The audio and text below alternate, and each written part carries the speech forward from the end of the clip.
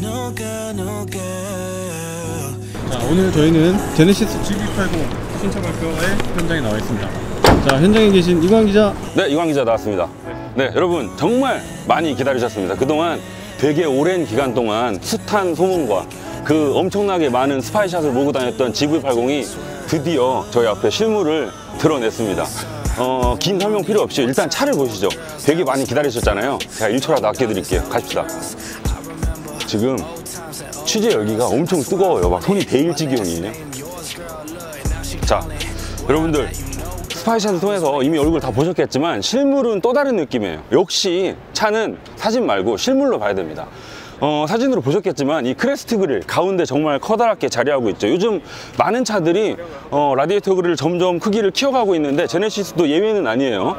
G90이라고 하면 현대에서 싫어요. GV80도 GV80라고 해야 됩니다. 정식 명칭은 80이에요. 아무튼 이 G90랑 그릴이 조금 달라요. 크레스트 그릴이 G90는 아래로 뾰족하게 생겼었잖아요. 그 에센시아 컨셉트카랑 똑같이 생겼었는데 GV80는 아래쪽이 G90만큼 뾰족하진 않죠. 그리고 GV80 컨셉트카가 2017년 뉴욕 오토쇼에서 공개가 됐었죠.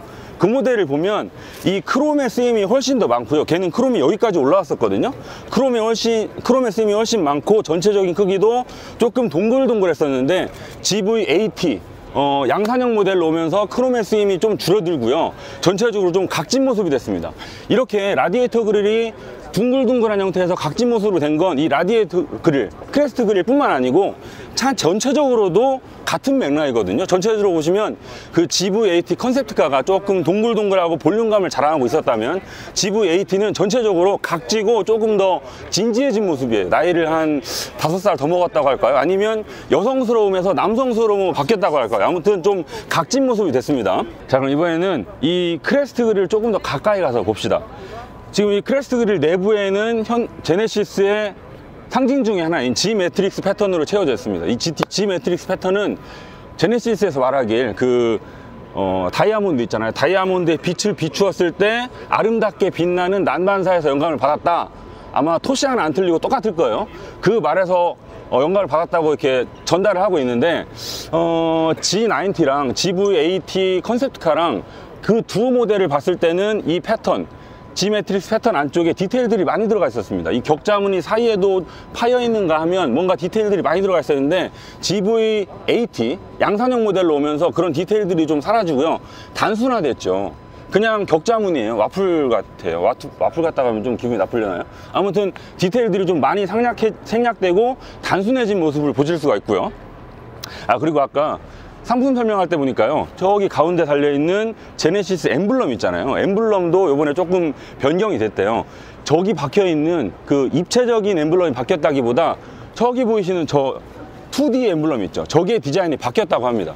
최근에 미니도 그렇고요, 폭스바겐도 그렇고요, 저 2D 엠블럼을 예전에는 되게 3D 효과를 많이 주려고 노력을 했었는데 최근에는 많은 자동차 브랜드들이 그 3D 효과를 없애고 평면적으로 만들고 있거든요. 요즘 디자인 트렌드가 3D보다는 평면을 추구해요. 그런 트렌드를 좀 따라가는 것 같고 제네시스도 그 흐름에 맞춰서 엠블럼을 바꿨다고 하네요. 그 엠블럼이 지금 여기 코끝에 딱 박혀 있는데 좀 더 잘 보여드리기 위해서 닫을게요. 네, 여기 엠블럼이 코끝에 달려 있는데 요 엠블럼을 중심으로 보닛을 향해서 쫙 펼쳐나간 이 두 줄은 다른 제네시스 모델에도 들어가 있었죠. 그리고 이 엠블럼을 조금 확대해서 봅시다. 그러면 요 가운데 달려있는 요거 있죠. 요게 크레스트 그릴이고요. 양쪽으로 펼쳐나가는 이 날개가 바로 이 쿼드램프를 상징하고 있습니다. 그러니까 얼굴 전체를 컨트롤 C에서 조금 줄이면 이 엠블럼이 되는 거예요. 상당히 재밌죠? 이 크레스트 그릴 좌우로는 쿼드램프가 자리를 하고 있습니다. 그 G90 같은 경우에는 가운데 되게 기다란 LED 램프가 하나 지나가고요. 위아래로 렌즈가 딱 4개씩 박혀 있었는데 얘는 멀리서 보면 그냥 선이 2개잖아요. 근데 얘도 마찬가지로 안쪽을 들여다보시면 G90랑 똑같이 렌즈가 하나, 둘, 셋, 4개 박혀 있습니다. 그리고 아래 위로 주간주행등이 쭉 들어가는데 이 주간주행등을요, 아까 또 상품 설명할 때 들어보니까 이 두 줄을 되게 많이 강조하더라고요. 그 코카콜라병, 나이키, 아디다스 이런 예를 들면서 앞으로 제네시스는 이 줄 2개로 전부 설명이 될 것이다, 이런 시간이 있었고요. 지금 얘도 이 두 줄이 조금 이따 보여드리겠지만 이 프론트 팬더를 비롯해서 리어 램프까지 쭉 차체 전반을 감싸고 도는 걸 보실 수가 있죠. 자, 그리고 GV80 컨셉카를 보셨을 때는 지금 이 두 줄보다 훨씬 더 얇은 헤드램프가 두 줄씩 이렇게 들어가 있었는데, 이거 하니까 생각나는데 아까 그 이상엽 전무가 그 루크 돈코볼크랑 무대를 바꾸면서 이렇게 하면서 서로 무대를 바꾸더라고요. 이게 상징인가 봐요. 아무튼 이 GV80 컨셉트카는 되게 얇은 헤드램프가 들어가 있었는데 걔보다는 조금 두께가 두꺼워졌죠. 이거는 양산화를 거치면서 어쩔 수 없는 변화입니다. 내가 필요로 하는 최소한의 광량을 내려면 최소한의 면적을 확보해야 되거든요. 근데 지금 이나마도 LED니 레이저니 하는 최신 기술들이 많이 들어가서 되게 얇게 뽑아낼 수 있는 거고요. 이런 변화들을 보시면 방금 말씀드렸던 이런 새로운 광원 기술들이 등장함에 따라서 디자이너들의 자유도가 얼마나 넓어질 수 있는지를 확인할 수가 있죠. 범퍼 하단을 보시면 GV80가 달릴 때 맞바람을 이렇게 받잖아요. 그러면 앞으로 마주오는 바람을 양쪽으로 갈라서 이쪽 구멍으로 집어넣고요. 여기로 들어간 구멍은 이쪽 앞바퀴 휠하우스 부근의 공기 흐름을 다듬는 그런 역할을 하게 되겠죠. 그런 방금 말씀드린 공기역학적인 기능적인 면뿐만 아니고 앞쪽 얼굴에 표정을 만들어준 심미적인 역할까지 겸하고 있는 그런 입술로 보여지는데, 저는 이 모양을 딱 봤을 때 뭐가 떠올랐냐면요, 그 최신 버전 BMW 7 시리즈랑 거의 비슷하게 생겼습니다. 제가 개인적으로 어떤 신차가 나왔을 때 이 차를 따라한 것 같아요, 뭐 베낀 것 같아요, 이런 말 상당히 싫어하거든요. 그 디자인을 한 디자이너들의 땀과 노력을 조금이나마 알기 때문에 그런 말 하기 싫어하는데, 어쨌든 얘는 보면 7 시리즈가 떨어오는 건 어쩔 수 없더라고요. 7 시리즈도 거의 비슷한 형태를 하고 있죠. 이렇게 생겨 있고 구멍 뚫려져 있고 아래쪽에 쿠럼 들어져 있고 되게 비슷한 형상을 하고 있습니다. 자, 그럼 이번에는 옆모습을 봅시다.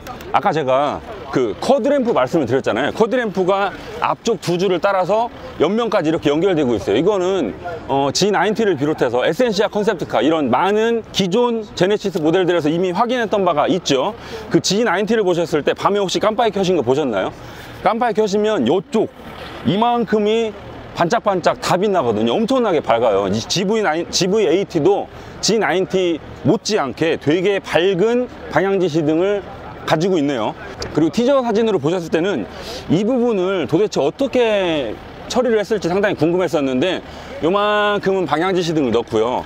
이 부분, 여기에는 그냥 차체랑 동일한 패턴으로 처리를 했군요. 티저 이미지만 보고 혹시라도 그 엔진 열기를 바깥으로 빼주는 뭐 격자문이라도 넣었을까 살짝 기대를 했습니다만, 그냥 차체랑 동일한 패턴으로 마감을 했습니다. 근데요, 그냥 이렇게 보면 뭐 그렇게 뭐가 있어야 될 게 없다거나 그런 빈 티가 나 보이지는 않네요. 자, 그리고 앞쪽 그 스플리트에서 연결되어 온 크롬 라인이 옆으로 넘어가서 상당히 두껍게 차를 꾸며주고 있죠. 이렇게나 두꺼운 크롬 라인이 아래에 들어간 얘가 글쎄요, 지금 당장 떠오르진 않는데, 지금 크롬 라인이 차체 하단부에 상당히 두껍게 들어가 있어요. 이 아래쪽에다가 크롬을 이만큼이나 두껍게 끼우려면 위쪽에 들어가 있는 크롬이랑 그 쓰인 양이 조화를 이뤄야 되거든요. 근데 위쪽에도 디자인적인 요소가 많기 때문에 서로 뭐 싸우거나 한쪽으로 확 치우쳐지거나 그렇지는 않은 것 같아요. 근데 아까 제가 뒤쪽 무대에서 멀리 서 있는 GV80를 보니까 상당히 시선이 이쪽에 많이 가더라고요. 보통 다른 차들은 크롬 라인을 조금만 넣고, 어차피 여기는 하늘을 보고 있는 위쪽 라인이기 때문에, 위쪽 면이기 때문에 빛이 이렇게 맺혀서 밝게 되는데, 여기는 아예 그냥 대놓고 크롬을 박아서 상당히 밝게 반짝반짝 빛나죠. 아까 이 GV80를 설명하면서 선 두 개를 상당히 강조했었는데, 제가 옆에 떨어져서 보면 전체적으로 옆으로 봤을 때 그 제네시스가 말하고자 하는 선 두 개는 이 선 하나랑 여기 위에 달려있는 캐릭터 라인, 이 캐릭터 라인은 제네시스에서 파라볼릭 라인이라고 이름을 붙였습니다. 이 파라볼릭 라인과 크롬 라인 두 개가 가장 GV80의 옆모습을 꾸며주고 있는 것 같습니다. 캐릭터 라인 얘기가 나온 김에 얘기를 이어가 보자면, 이건 GV80 컨셉트카에서도 그대로 봤던 내용이거든요. 이 파라볼릭 라인이 앞에서부터 뒤까지 쫙 뻗어나가고요. 보통 우리 롤스로이스 보시면 앞쪽 그 보니 끝부분이 하늘을 향해서 되게 높게 웅장하게 서 있고요.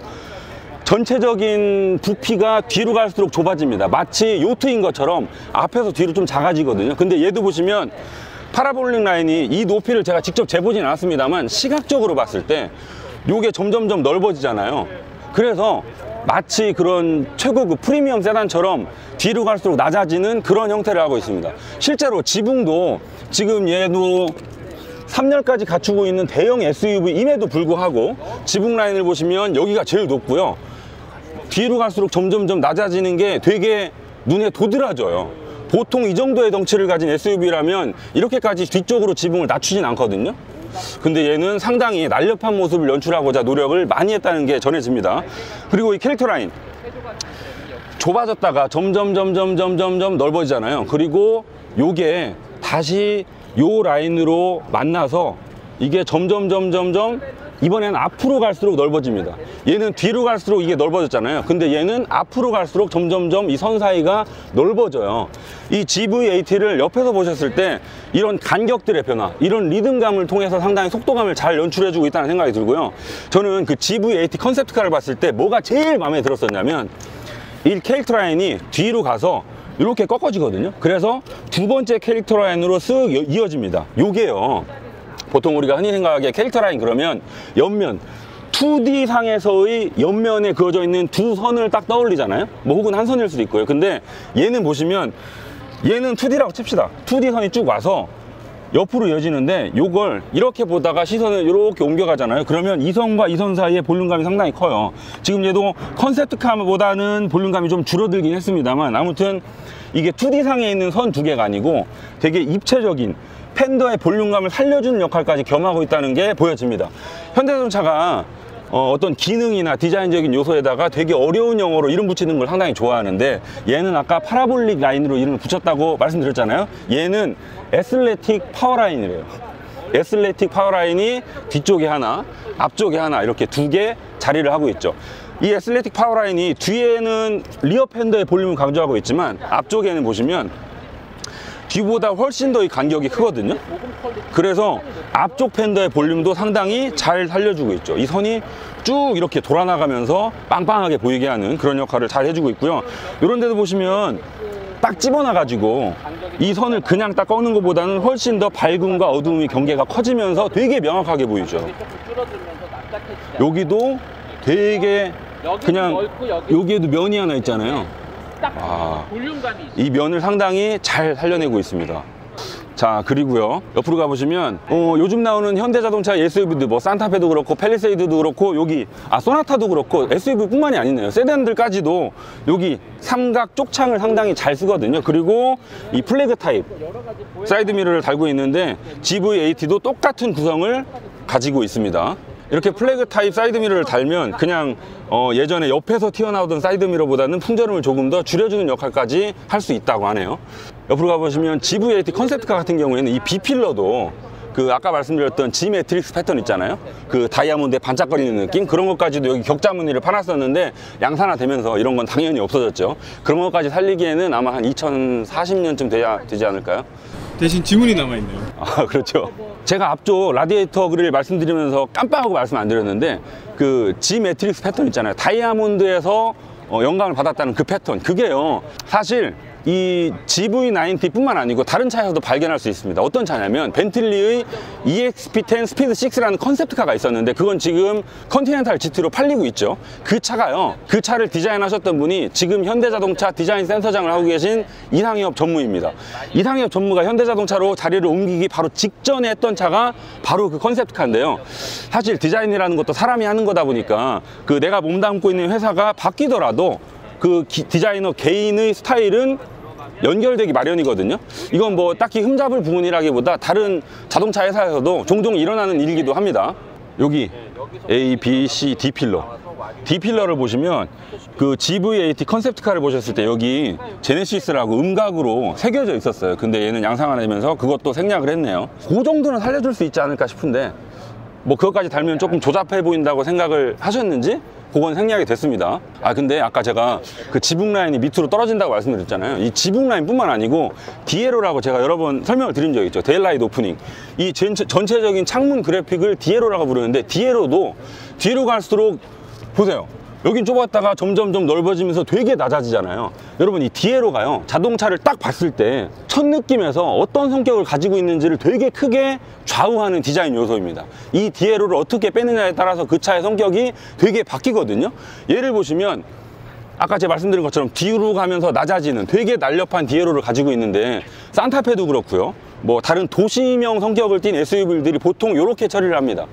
예를 들면 반대의 예를 들면 뭐 벤츠 지바겐, 지프 랭글러 이런 차들을 보시면 되게 터프하고 오프로드를 중시하는 그런 차들이잖아요. 그런 차들은 이렇게 필러들도 숨기지 않고요. 그냥 차체처럼 기둥으로 빵 달아놔가지고 차가 훨씬 더 단단해 보이고 이 안에 타는 사람이 되게 든든한 기둥으로 보호받을 것 같은 그런 느낌을 주는데, 얘는 그런 느낌보다 훨씬 더 날렵함을 추구하기 위해서 이게 유광으로 다 필러를 숨겼죠. 그러다 보니까 이 뒤에로도 쪼개지지 않고 하나의 날렵한 그래픽으로 딱 눈에 다가오고요. 휠도요, 여러분 다 아셨겠지만 소문 그대로 22인치를 끼고 나왔습니다. 지금 보시는 게 바로 22인치 휠이에요. 지금 트림에 따라서 19인치도 있고요, 20인치도 있고, 그 다음에 21인치 건너뛰고 바로 이 22인치 휠입니다. 자, 그리고 지금 그 GV80 컨셉트카를 보셨을 때는 이 스포크에 이 G 매트릭스 패턴 있죠.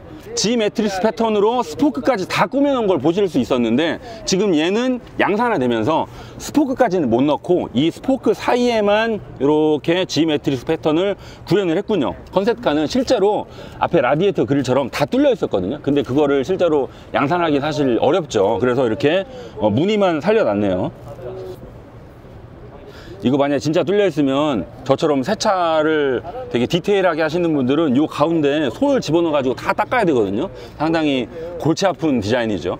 타이어는 지금 미쉐린 프라이머시 투어가 들어갔네요. 이거 SUV 전용 타이어 같은데 확실하진 않습니다만, 네, 그리고 사이즈는 지금 265 40R 22인치, 앞쪽도 같은 사이즈의 타이어를 신고 있습니다. 그리고 이 안쪽 휠하우스 내부 마감도 90% 다 둘러쳐져 있는 걸 보실 수 있고요. 이렇게 눈에 보이지 않는 구석에서도 차값의 그 등급 차이를 느낄 수가 있죠. 보통 이 차값이 내려가면 그냥 플라스틱으로 싸져 있거나 그냥 철판이거나 그런 경우도 있습니다. 근데 다 부직포고요. 우리는 저쪽에서 하다가 차가 너무 어두워서 이쪽으로 자리를 옮겼습니다. 그리고 무대 중앙에 세웠다는 건 되게 메인 컬러로, 커뮤니케이션 컬러로 밀겠다는 의도거든요. 그렇죠. 예.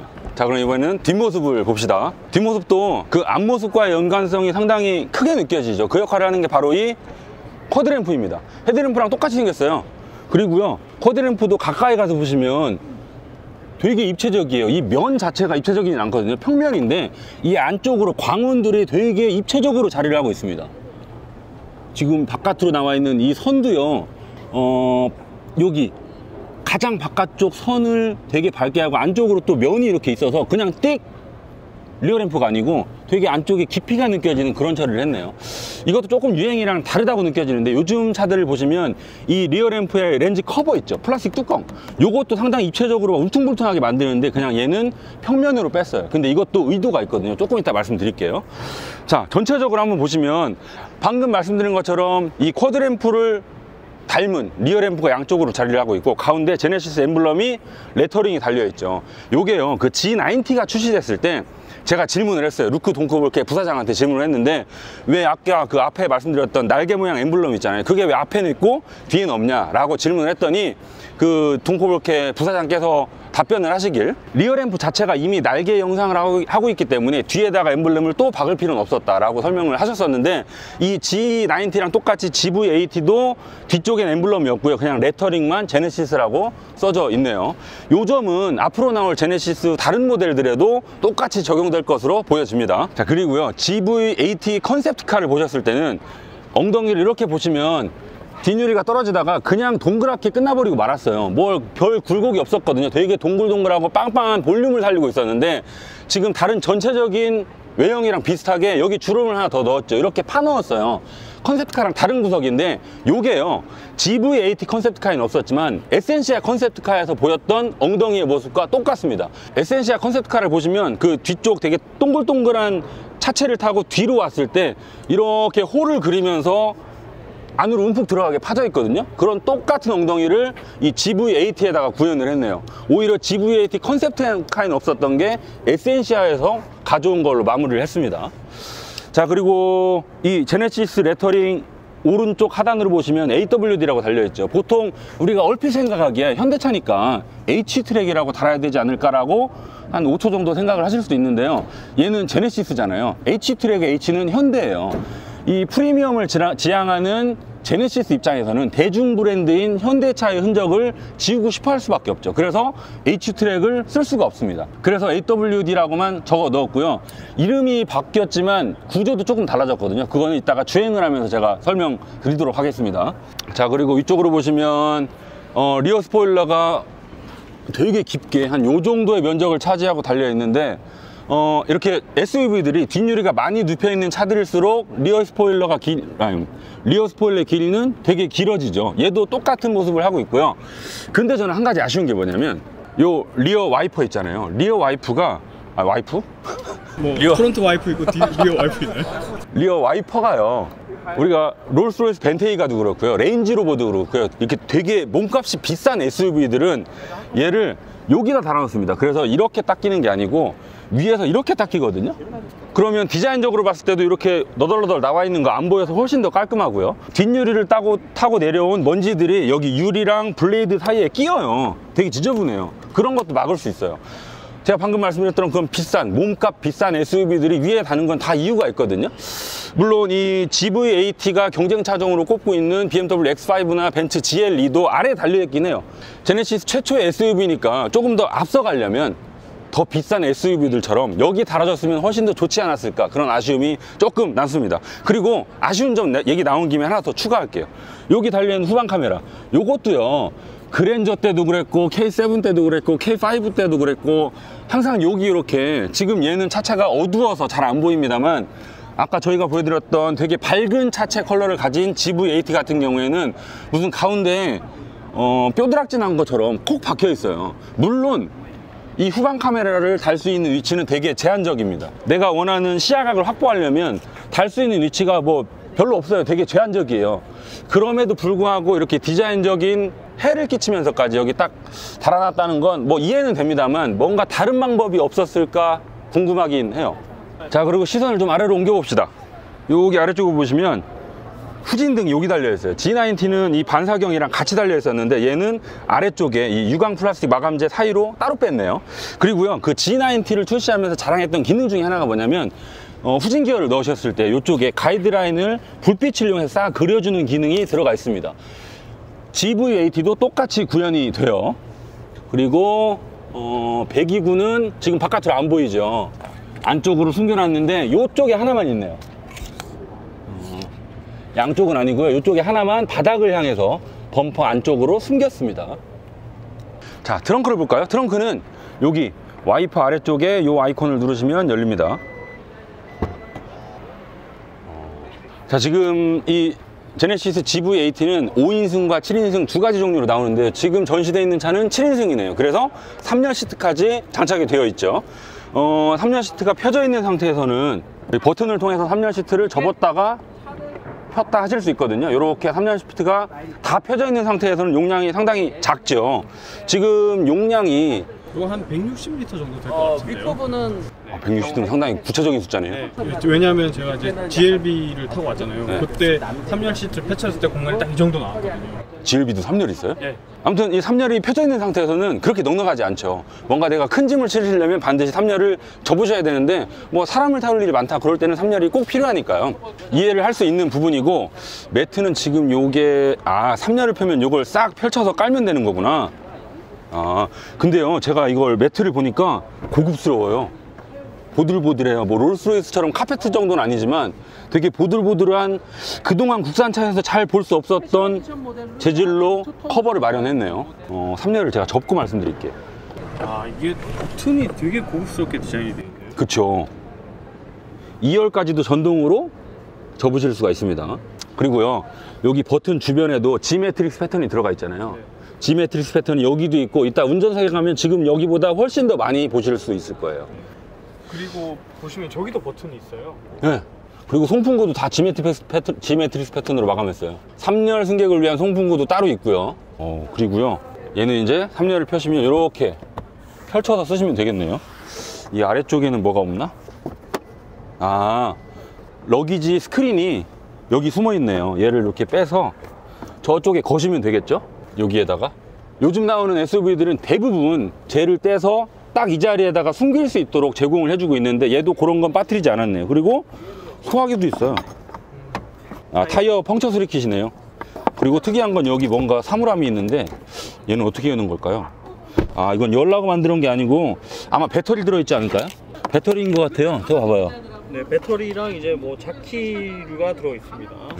안쪽으로 들어가 보시면 요런데 3열 시트 조명 보세요. 되게 고급스럽죠. 여기에도 지메트릭 패턴이 들어가 있습니다. 요거는 아마 터치겠죠? 아, 근데 터치인데요. 요게 이 차값이 좀 비싼 차들일수록 실내 조명의 경우에 하얀색 말고 노란색을 즐겨 쓰거든요.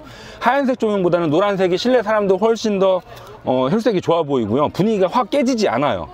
그래서 얘도 지금 LED인데도 노란색을 썼고요. 보세요. 빛도 스르르 켜지죠. 한 번에 빵 들어오는 게 아니고 스르르 꺼졌다가 스르르 켜지는 이런 디테일들도 차값에 어울리게, 차급에 어울리게 제공을 해주고 있습니다. 여기 컵홀더가 있는데 컵홀더도 보시면 3열임에도 불구하고 이빨이 있어요. 우리 신동빈 기자님 좋아하시는 이빨을 3열에도 빠뜨리지 않았네요. 이렇게 딱 꽂으시면 덜그럭거리지 않잖아요. 이빨 덕분에. 그리고 이것도 스르륵 닫혀요. 닫고 열고. 아쉽게도 근데 USB 포트는 없네요. 3열 승객을 위한. 여기 12V 단자는 하나 있어요. 12V 단자는 있는데 USB 포트는 지금 3열에서 발견이 안 되네요. 일단 저희가 운전석 보고 3열 있다가 뒤로 쭉 넘어오면서 3열 공간도 한번 알아볼게요. Where I'm at, you know, girl, I was waiting for you. Now I'm back on tour, girl. You know that I was lying, I was texting your girls while you hit me on a snap with my